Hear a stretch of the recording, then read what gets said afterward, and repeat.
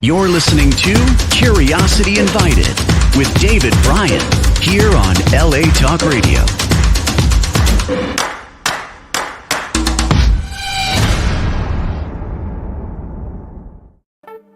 Hello, my name is David Bryan, and this is Curiosity Invited, a podcast inspired by endless curiosity.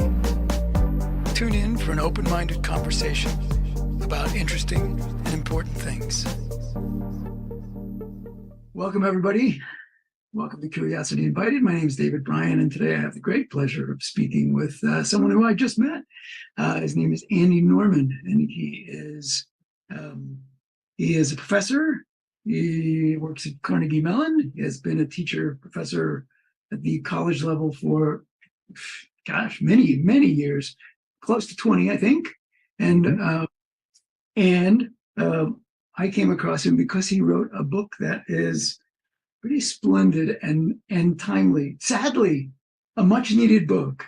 It is, and I admit it came late, so I haven't gotten through the whole thing, but I got through a lot of it and loved it. So the book is called Mental Immunity, and I'll put a picture up so people can see it. Mental Immunity: Infectious Ideas, Mind Parasites, and a Search for Better Ways to Think.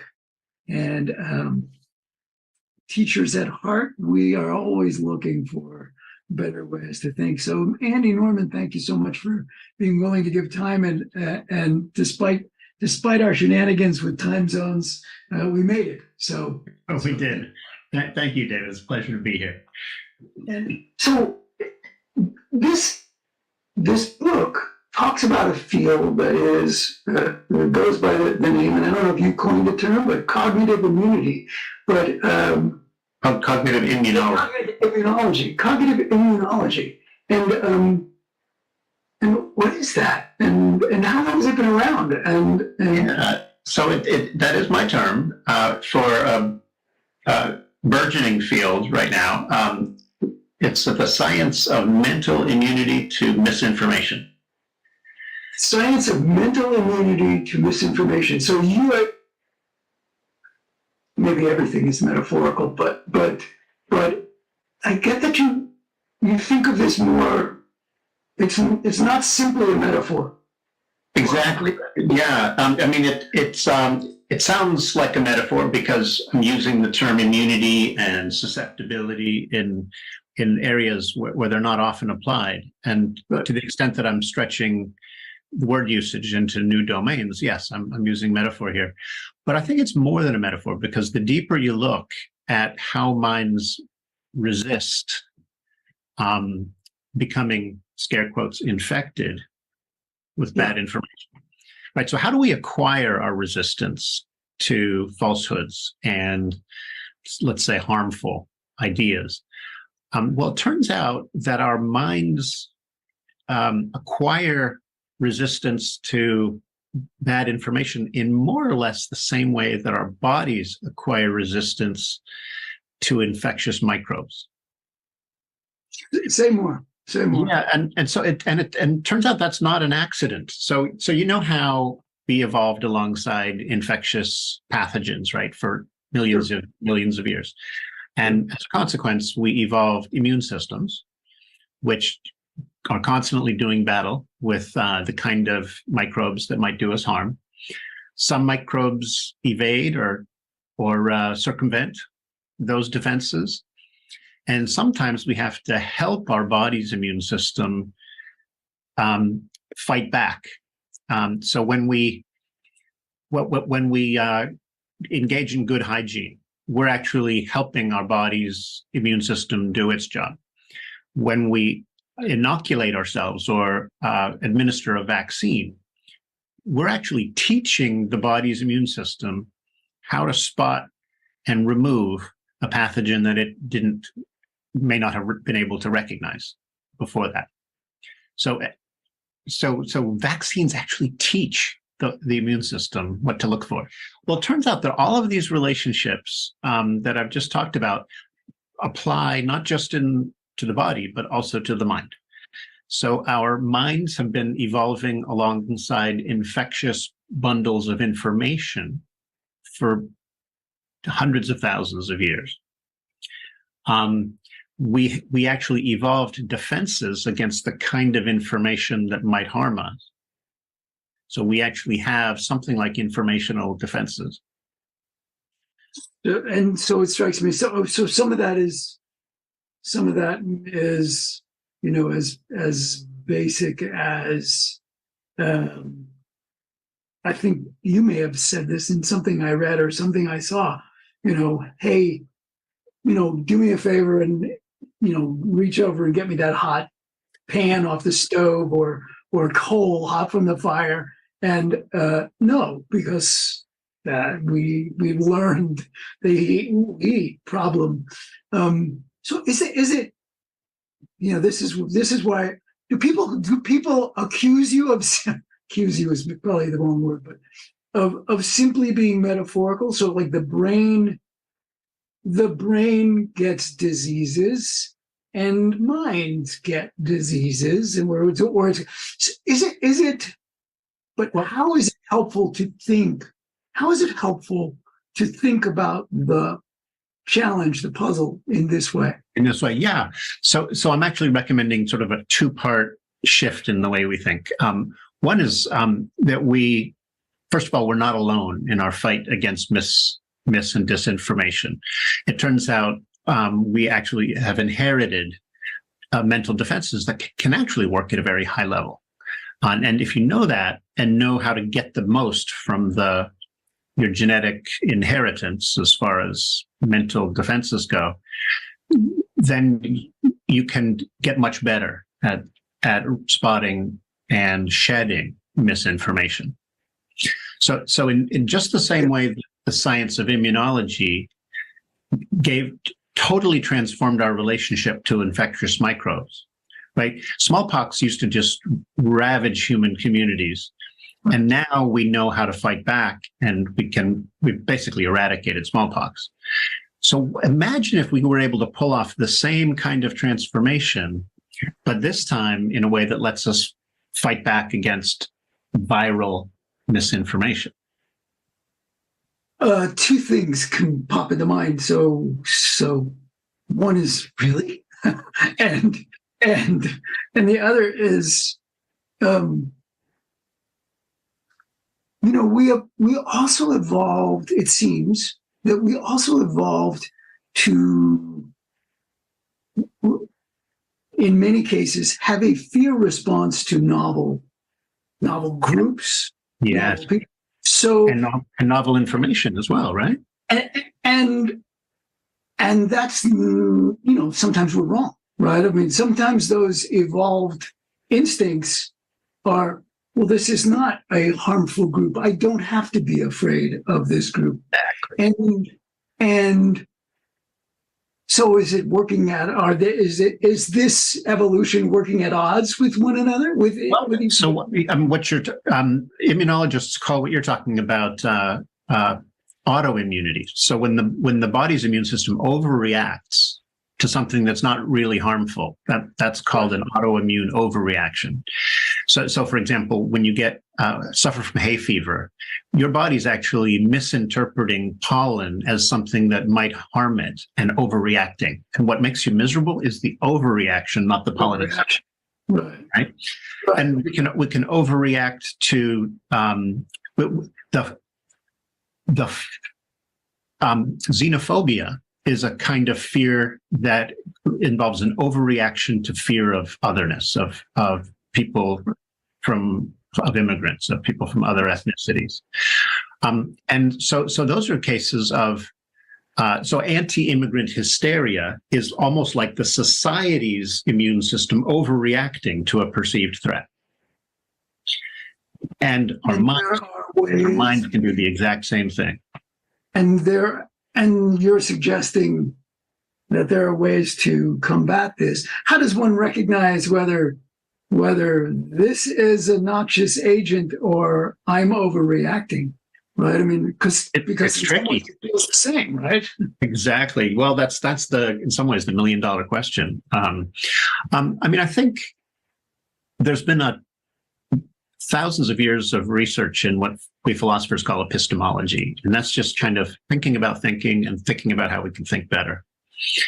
And all kinds of rules of thumb that come from epistemological research, like listen to your doubts, because they might be teaching you something important. So many people are made uncomfortable by doubt. They prefer certainty. But philosophers have, for thousands of years, been saying, don't be too quick to squash your doubts. They're trying to tell you something important. Now, when I come along in the 21st century and say, hey, doubts are essentially the antibodies of the mind. They're trying to fight off information they think is sketchy. And if you learn to listen to those doubts, not always, you can't treat them as always right, because sometimes some kinds of doubts are misplaced. But if you learn to appreciate your doubts, recognize that they're actually there to help defend your mind from false and damaging information, then you can develop a healthier relationship to doubt, and your mind can start to function better. These are just kind of ancient wisdom translated into the language of immunology and then applied to the mind. And to me, it gives a kind of clarity and simplicity to the whole question of what is it to think well. Right. I mean, we spoke about this briefly when we had a phone call a few weeks back, but there's that term that has become such it's almost meaningless these days, right? I mean, parents want their kids to think critically or to learn to think critically. Teachers want their students to learn to think critically. People think they are thinking critically, but there's very little granularity or specificity about what that actually means and how one actually does that. And right, so is it your experience, at least thus far, that thinking about this with the model that you've created is a way of bringing some of that specificity so that here's what you can do? Exactly. In fact, so I actually taught critical thinking out of critical thinking textbooks for about 20 years. And what most critical thinking books teach you, so back in the early 90s, I was teaching critical thinking, and I was using one of the best textbooks around. And the textbook says, all right, here's one of the ways you can go wrong. Here's a second way. Here's a third way. And by the time you're done, it looks like there's like 150 different ways your thinking can go off the rails. And then the authors of the textbook say, it's a minefield out there. Now go out and enjoy thinking. And I'm like, go out and do that. Yeah, it's like my students we're developing this attitude like thinking looks like a hazardous activity, and I don't even want to do it because you're telling me all the things I'm supposed to not do, but you're not telling me what I should do. Right. So the realization that critical thinking instruction is almost in its pre-scientific phase. It's like we've been using this catch-all term for think critically, and it's kind of almost a catchword for the way we educated people like to think. We like to ask questions. We like to examine the arguments. Yeah, fair enough. That's fine as far as it goes. But you ask college professors, what do you mean by critical thinking? Almost everyone will say, oh, yeah, I teach it. And then you ask them, well, what is critical thinking? And they'll give you 1,000 different answers if they're able to answer anything at all. Well, and how does someone know? I mean, because people who come up with all sorts of wild ideas, bring an enormous amount of thought to those ideas. I literally just had the experience the other day of, there's a lot of hot springs around where I live. So there I am sitting in a hot spring. Nice. And it's talking really nice, really great. And I'm speaking to this guy, and he was there, used to live there back from Florida, and he and his wife and blah. And it's a normal conversation And then something came up where somebody said something about since COVID, and we were sort of off to the races. He was absolutely certain it was a total fraud, and it wasn't just it's a total fraud. It's a total fraud because, and all of the becauses that he, had at his fingertips. Yeah. They absolutely led, if they were true, it led him to the conclusion that, hey, there's something fishy going on here. And was he not thinking critically? Actually, I think he probably was thinking critically, but based on what? And that is I think, and I don't have any doubts that this gentleman you're referring to thought of himself as a critical thinker. Totally. And let's be honest, he probably wasn't dumb. He might have been extremely well-informed. Some of his information might have been bad information, but he clearly had mastered certain information sources that you and I are largely unfamiliar with. So give him credit for that too. And he was probably asking questions that we don't think to ask. In all of those ways, in some ways, he might be thinking more critically than you and I are. One thing you realize when you study this problem of science denial or vaccine denial through this lens, it is that doubts can spiral out of control. Just as you can be too uncritical, you can be too critical for your own good. You can be undercritical, but you can also be overcritical.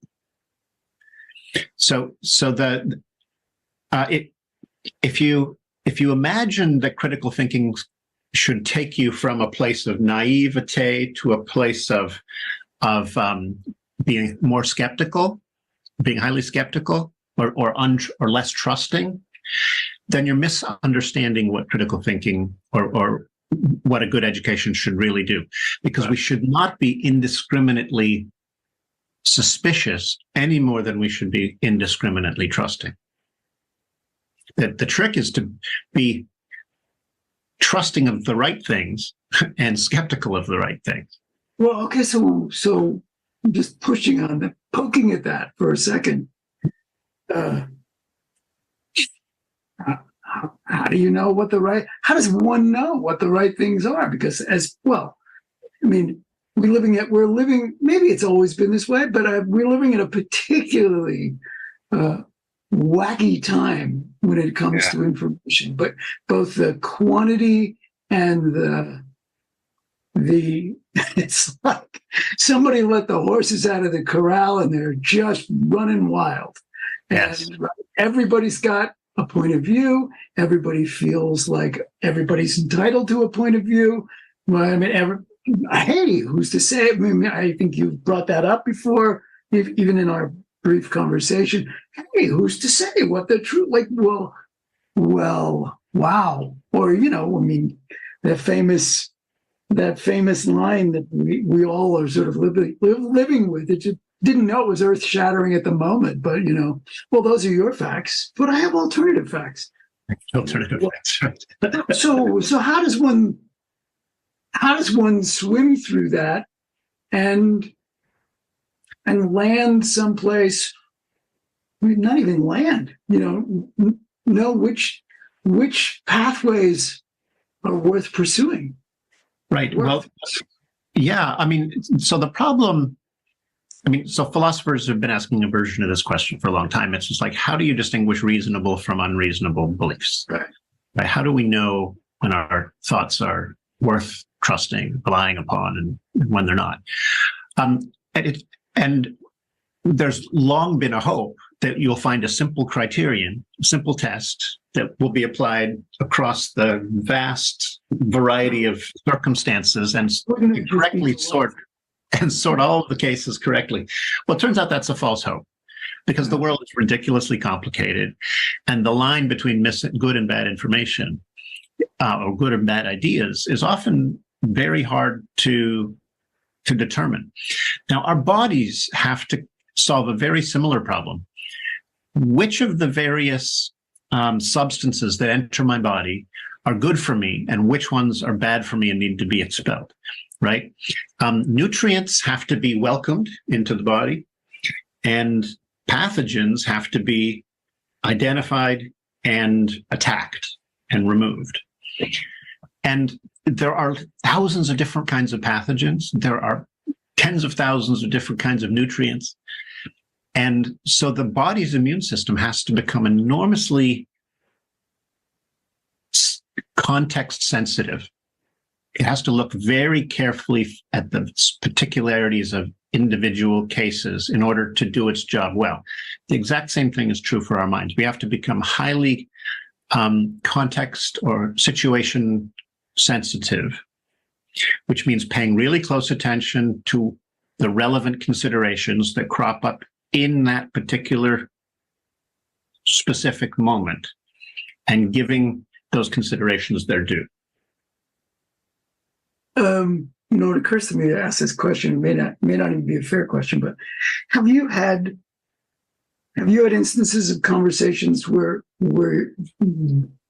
whether it's about, since you wrote the book or otherwise, you're talking to somebody and they're just not buying it. They're coming from a completely different worldview. Mm-hmm. Absolutely. They don't necessarily. These days they don't trust science. Yes. Right? Well, science is what got us into this mess, and they're convinced that that's true. And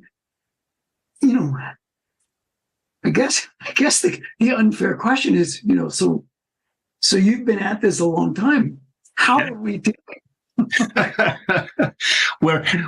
We have not gotten very good at having. So well. No, it seems like those conversations are harder than ever, right? I mean, how do you dialogue with somebody across the religious secular divide? How do you dialogue across the liberal conservative divide, the Democrat Republican divide? Well, here's one thing to realize. It's not always this as hard as it is today. There have been significant periods in human history when partisanship was greatly reduced, where a sense of common purpose allowed people to get past their stupid ideological prejudices and actually make them open to revising their opinions based on what somebody on the other side has to say. We can bring back that ethos. We can bring back a cultural ethos where we really listen to people on the other side and are willing to respect them and learn from them. And every time humanity makes that shift in the direction of away from being culture warriors and towards becoming co-inquirers, whenever the cultural ethos shifts from us versus them to, hey, we're in this together trying to think it through, and we're really going to listen and learn from one another. Whenever it shifts in the latter direction, society gets more harmonious, better functioning. We make more scientific discoveries. We resolve our differences. Institutional justice gets better. I mean, it's almost like the linchpin undermining civilized society. Learning to really dialogue together well. In some ways, it's the cheat code for a highly civilized society, and we've lost track of that. But we need to get back to it. And number one, and maybe the most hardest thing to learn, is to how to really listen. Yeah, it strikes me that there's there needs to be some sort of ethical belief in the value of harmonious interaction, in the face of it, especially when you disagree. Yeah. And I don't, that's, I live in a place I used to live in a place that was the blue bubble. I now live in the red bubble. And there's so much distrust on both sides. But I mean, it's kind of remarkable. It is as if there is nothing to be learned from other. Nothing to be. I mean, in some ways, it's so. It's just. I mean, we used to call it bigoted. It's just like Oh, you like that? You're in favor of that, and You prejudge people and then discount them. Right. yeah, Yeah, we need to get away from that for sure. And I mean, but it's a value for for lack of a better way, word, a value for humanism that seems to be in the rearview mirror, and yeah, I think of the idea that human rights and human dignity ought to be at the center of not just our value systems, but also the way we treat one another when we disagree. Those are central to the philosophy I call humanism. right. And there have been outbreaks of humanistic sentiment across the globe at various times in the last 400 or 500 years. And each time it's happened, society has gotten better off. Mm-hmm. And whenever humanistic sentiments wane, then societies start to become more fractured and more antagonistic and angrier and more bitter. Yeah. So I'd like to see us relearn how to be humanistically decent to one another. And it starts with just committing yourself to being a good dialogue partner in your next conversation. Yeah, Pull off that one simple act and then repeat and repeat and repeat. You in something I think I read, you quoted, I think it was you know, the something about truth coming from a dialogue between a collaborative dialogue between friends. Yes. And I love that. I mean, I really love that. And even when they're not your friends, but to be able to approach it as if you're having a conversation with a well-meaning, someone who is yearning for better, both for him or herself and for you. Yeah. Right. And that we're yearning for the truth. We're yearning, and it's a really hard. Well, you said it before, right? There's no silver bullet that's going to a cheat code, right? But boy, if there was one, it would be close to that. I like that. That's right. There's a Dutch historian named Rutger Bregman who wrote a book called Humankind, and he argues that whenever we tend to assume the best in other people, they almost always live up to it. Mm-hmm. That expectation. When you assume the worst from people, they almost always live down to that expectation.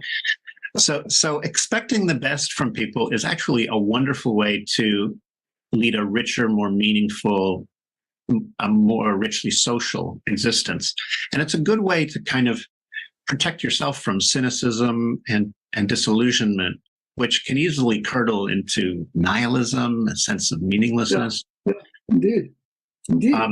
So yeah, I make a point of remembering that. So the philosopher Plato had a very simple way of formulating this.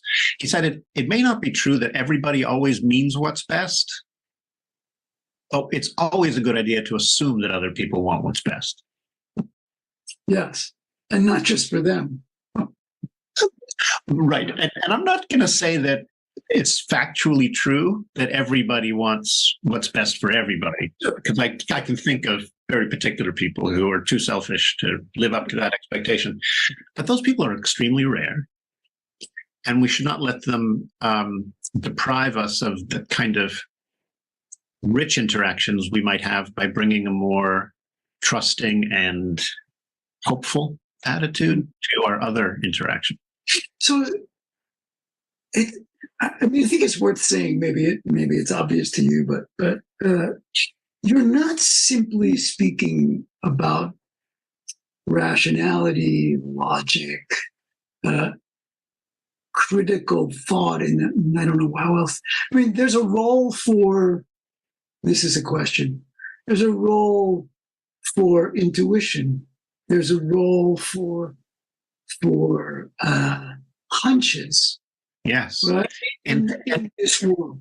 Well, and a role for emotions and passions. And that's right. So when I So one of the important things we all have to learn is that our intuitions sometimes lead us astray. Yeah, absolutely. So it's important not to be uncritically trusting of intuitions, but especially if you take time to try to modify your own feelings about things as you go. So when I learn something new, so suppose I expect something to happen and it doesn't happen. I take a moment to just say, my mental model of the world was deficient in a way that prevented me from seeing this coming. I guess I better change the way I think and feel about certain things. And that way, if I take a moment to just adjust the way I feel about things, then the next time a similar situation comes along, my intuitions are likely to be closer to right. Mm-hmm. So people who continually sort of, the technical term is update their priors. If you update your estimation of the likelihoods of things continually adjust them up or down based on whether your expectations are confirmed or disconfirmed. If you do that, then your intuitions will get sharper and sharper over time. And so, yes, intuitions have a big role to play in healthy thinking. We just shouldn't treat them as gospel. And emotions are the same way. Emotions are really important for ethics and. Well, what about the opposite? I mean, what about you spoke about the autoimmune reaction, right? I mean, so are there situations where the truth, whatever that means, is not necessarily the best path in a particular situation? I like to say I play for team truth. When I'm engaged in a discussion about what's right or wrong with people, I think it's important that both sides try to arrive at the truth together, a shared understanding of the truth. I share that as well. But we all know that there are times when politeness requires us to at least bend the truth a little bit. Sometimes you don't tell the full truth to spare somebody hurt or harm, right? Yeah. These are true. And with this, I think, so the following things are true. Truth matters, but well-being matters also. And sometimes you have to trade off a little bit of truth for more well-being or vice versa. And the really hard cases come in when truth pulls one direction and happiness, say, seems to pull another direction. Right. Absolutely. But I think it's important to be deeply committed to truth. So here's one way to think about it. Many of our beliefs stand in a certain relationship to evidence and facts. Right.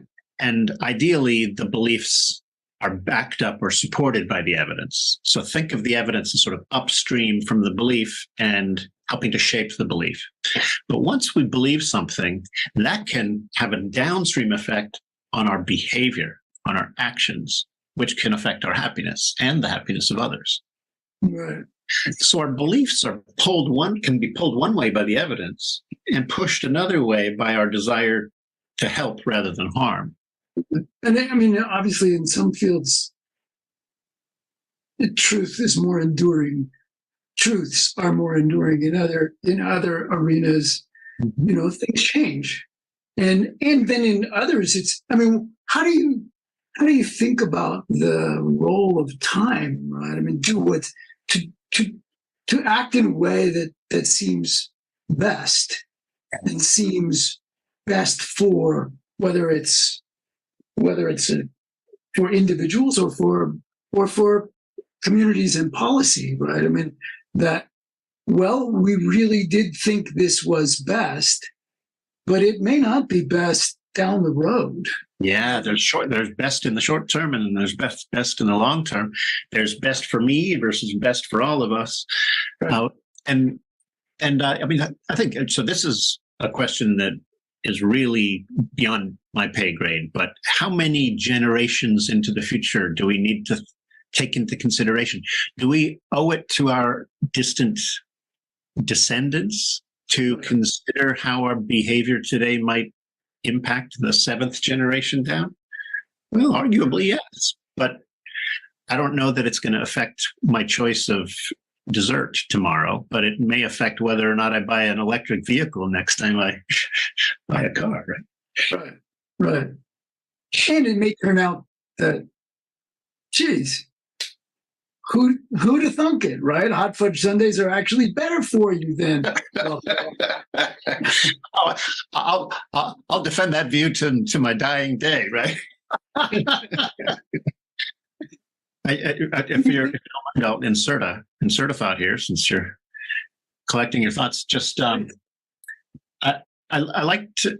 I'm excited about the prospects of this science called cognitive immunology that we started off talking about, because I think it's going to give psychologists and cognitive scientists sort of new ways of understanding how the mind works. And I think those ways of looking at the mind and how it grapples with troubling information, conflicting information, false information, how do our minds deal with those things? I think we're going to be learning lots of useful things from that science in the coming years.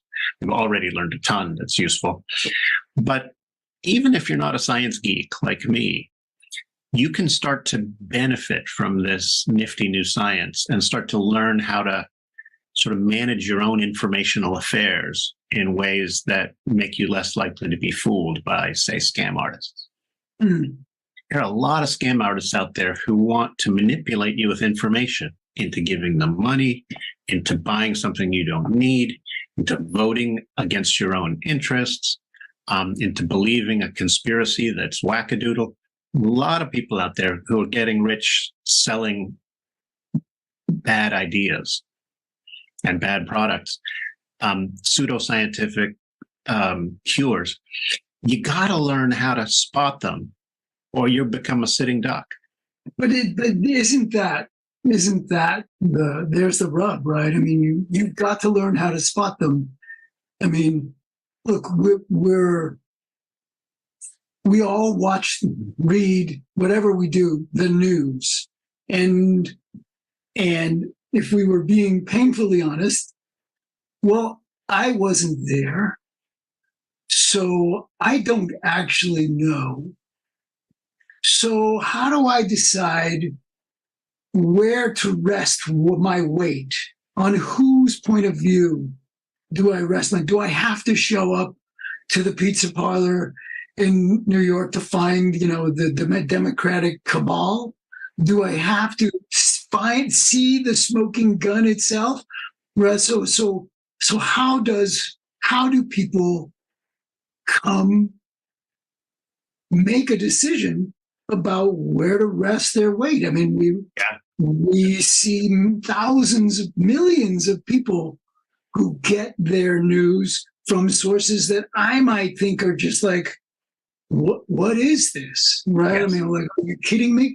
And so there is that rub. Like, how does a person who wants to make a healthy, a mentally, cognitively healthy decision about what to believe, who am I going to turn to? It's like, wow, that sounds really bad. What actually happened? Who do I go to? And that is a real challenge. And I think increasingly so, because you said it before. I mean, there are so many actors out there who seem to be acting in bad faith, right? Knowing that you're going to go for the clickbait, you're going to go for the drama, you're going to go for whatever it is. You're going to, what's the psychological term, or the term that psychology uses, sort of information bias or something cognitive? Oh, there's confirmation bias. Confirmation bias, right? I mean, it's like, right? How does one be doubtful enough? I remember reading some essay Foucault wrote years ago. It's like, It's not that everything's bad. It's just that everything's dangerous. Yes. Thinking about, where do I? How do I? It's sort of carrying around that inner skeptic, but at the same time, we're being willing to be skeptical even about the things. Skeptical may be too strong a word, suspicious, curious, wondering about the things that I most believe. Yeah, and I do think that being curious helps to keep your mind in the sweet spot between trust and suspicion. Yeah. So it's easy to become. So think about children who believe in the tooth fairy. They're pretty gullible. They're so trusting of their parents, they'll believe almost anything.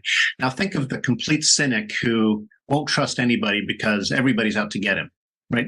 Paranoia, naivete at one extreme, paranoia at the other. Both of those are unhealthy. There's a sweet spot somewhere in the middle. And the question you're asking is exactly the right one. Where is that sweet spot?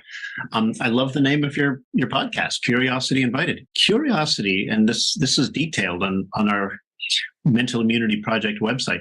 Curiosity helps to keep your mind in the sweet spot. So does a collaborative attitude. So if you're willing to treat alternative points of view charitably and try to learn from them, don't be too quick to dismiss them. Try to learn from them first. That helps to keep your mind in the sweet spot too. So I actually, some of my friends in the religious skepticism community love the idea of being skeptical. Like, let's be more skeptical. Let's teach everybody to be more skeptical. And I kind of want to go, well, hang on. It's possible to be too skeptical for your own good. You can be so suspicious that you cut yourself off from all kinds of many of the benefits of trust. Right. The trick isn't to be indiscriminately critical. The trick is to be critical about the right things. And this requires enormous context awareness. It means you have to be present in the moment and focused on the relevant considerations. Is there reason to believe, reason that is in some ways informed by, for lack of a better way of putting it, research, which may turn certain people off, but that one gets better at this over time, that there's reason to believe that this is learnable, right? I mean, that thing that we were talking about before, critical thinking, like, what? It didn't go anyplace. But is there reason, having done what you're doing for a while, to believe that individuals, groups get better at this? It's like building a muscle. You go to the gym, you get a little bit stronger. Individuals and groups can get better at this. That's the good news. But they can also get worse at it. Think about the person who chases, clicks on some clickbait and ends up watching a stream of YouTube videos that convince them that 9/11 was an inside job. There you go. You get sucked down a rabbit hole. You can become more and more suspicious. Your fears and your doubts can spiral to the point where you're even less mentally healthy, less discriminating, less in tune with the truth, less able to distinguish fact from fiction than you were before. With many different news sources out there that you can trust today, it's very easy. It's hard to have faith that our judgment will evolve in the right direction.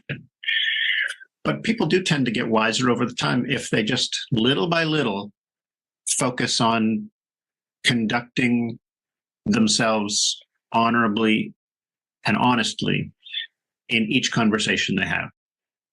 Try to learn a little bit from your next conversation. Try to unlearn something that you might have believed mistakenly. Try to let go of it.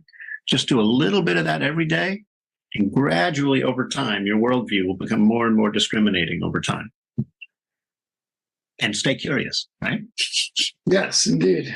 Indeed. That's, I used to tell students all the time. I used to tell teachers all the time, look, really what, if you can give your students reason to be curious, right? I mean, that's the best thing to teach them. Well, that and what do you do when you don't know what to do, right? I mean, how does one, you're going to walk into situations that you've never seen before and you don't know what to do. Yeah. So what skills does a person need to have to know what to do when they don't know what to do. So Yeah, that question is probably beyond my pay grade too. But Yeah. if you continually revise your thinking to make it a better fit for the evidence, then it becomes easier and easier over time to answer those "what do I do" questions. right, Right? Right. That the more your mental model of the world is an accurate depiction of the way the world really is, the more your gut level intuitions about what you should do are likely to be reliable. right. It does seem to have to come down to, people being well-meaning and hoping for the best for themselves, their families, their communities, other people. And you strike me as an optimistic person in that way, and patient in that way. I have my pessimistic days, but I try to stay optimistic, and I try to remember also that you don't have to expect the best to hope for the best. Well, Andy Norman, I hope we have the occasion to have a conversation again. And thank you so much for being willing to have this conversation. See, you said the better part of that hour, and we're, almost there. Here we are. No, that was a pleasure. Thanks for the wonderful questions and for promoting curiosity. I think indeed. That's good work. You're listening to Curiosity Invited with David Bryan here on LA Talk Radio.